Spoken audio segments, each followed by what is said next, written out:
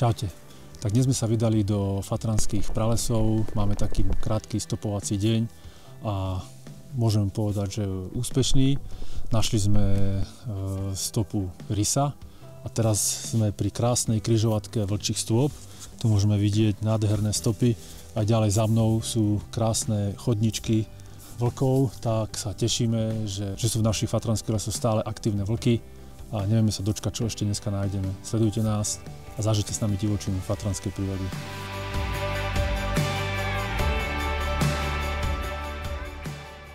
Tak nám to dnes pekne vychádza s tým stopovaním.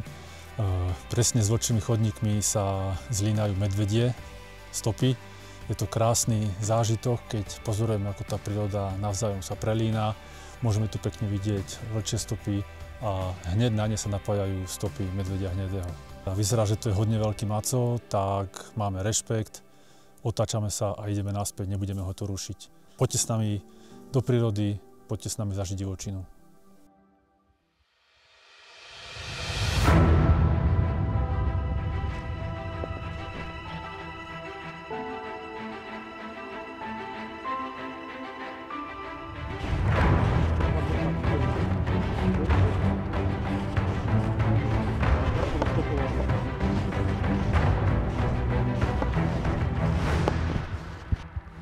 Zvedavý medveď nás začal prenasledovať.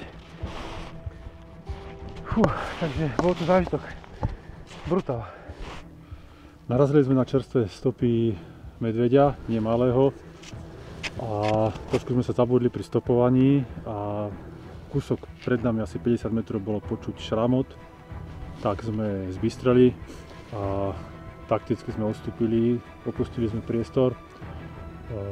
Medveďa bolo...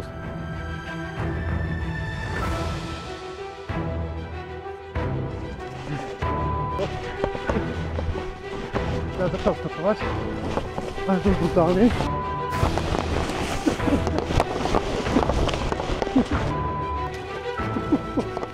Stolečky mi nedala. Idú párkrát.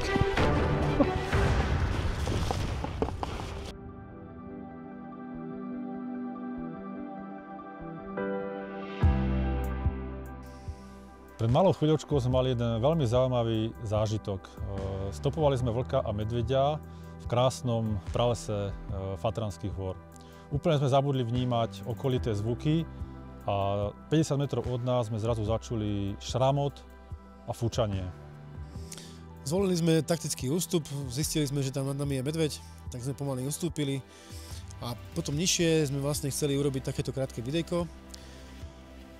A zrazu sme zistili, že tie stopy a fúčanie prichádzajú čoraz bližšie. Tak sme potom zvolili rýchlejší ústup a bohužiaľ sa nám šmyklo na ľade a sme tam popadali, utekali sme cez takú húštinu. Bolo to veľmi zaujímavé. Ale treba si dávať na toto pozor, pretože v tomto období, keď sa prebudzajú medvede zo zimného spánku, sú nervózne, hľadajú proste potravu všade, kde sa dá. Každé takéto vyrušenie môže spôsobiť nejakú zvedavosť v tom medveďovi. No a jednoducho ten medveď po nás išiel, čo sme ešte nezažili a veríme, že to je dobré ponaučenie do budúcnosti. Treba si dávať pozor na horách práve v tomto jarnom období. Veľmi netypické bolo, že ten medveď aj po tom našom prvom taktickom ústupe nás stále prenasledoval a práve preto sme zvolili ten rýchly ústup po ľade. A vlastne na toto si treba dávať pozor. Vždy choďte do prírody vo viacerí, noste so sebou sprej na medvede a buďte obozretní. Majte rešpekt k prírode. Zažite s nami divočinu. Čaute. Čaute.